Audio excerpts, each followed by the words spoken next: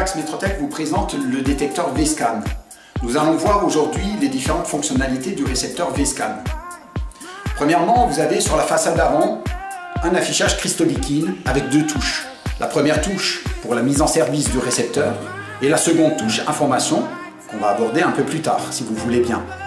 Vous allez adapter la fréquence de réception par rapport à ce que vous avez à faire. En méthode passive, vous allez utiliser toujours les deux fréquences au minimum, 50 Hz radio, à l'aide du sélecteur que voici. Vous avez ici la molette de réglage de sensibilité pour adapter la sensibilité par rapport à la puissance d'émission. Vous allez remarquer en bas à droite sur l'affichage les différentes fréquences disponibles et configurables sur votre Vscan.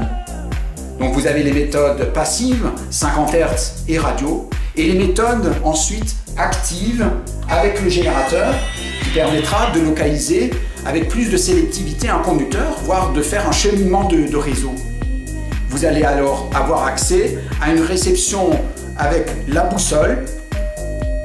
Voilà, quand on est dans le bon réglage, ça va mieux. Et à l'aide du réglage de sensibilité, s'adapter pour avoir toujours la bonne réception avec le bar graphe. Vous pouvez à ce moment-là exploiter les mesures de profondeur et de courant et enregistrer ces valeurs dans la mémoire du récepteur.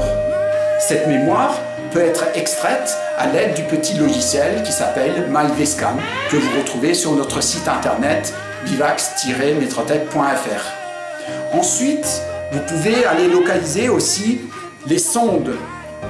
Les sondes sont des émetteurs miniatures qui sont poussés à l'aide d'aiguilles, par exemple, pour localiser des bouchons ou un cheminement de réseaux non conducteurs, des fourreaux, des canalisations assainissement. En mode sonde, vous avez aussi accès à la mesure de profondeur qui seront elles aussi enregistrables. Le Vscan est ergonomique, simple d'utilisation. Je vous remercie de votre attention et vous dis à bientôt.